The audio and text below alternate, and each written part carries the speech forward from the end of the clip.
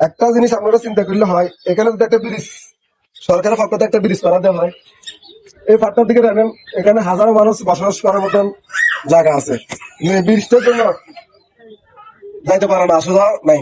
তাহলে একটা ব্রিজ যদি করা দেওয়া হয় এখানে, আপনি চিন্তা করেন আপনারা, আমাদের নোয়াখালীতে জায়গার কোনো বিকল্প নাই, আর মানুষ থাকার মতন অনেক কয়েক কোটি ফ্যামিলি নোয়াখালীতে থাকতে পারবো, কিন্তু আমাদের সামান্য কিছু কাজ বাকি রয়ে গেছে।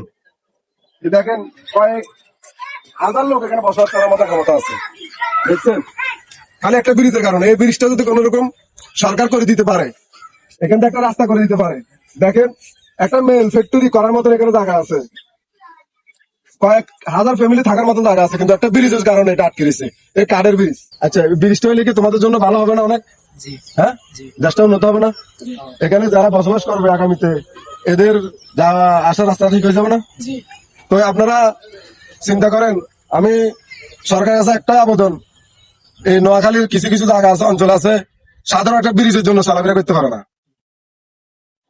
তো মাননীয় সংসদ সদস্যের কাছে আমার কাছে এটাই আবেদন, আপনারা এগুলো দেখবেন, দেখি ছোটখাটো কাজগুলা করে দেওয়ার চেষ্টা করবেন।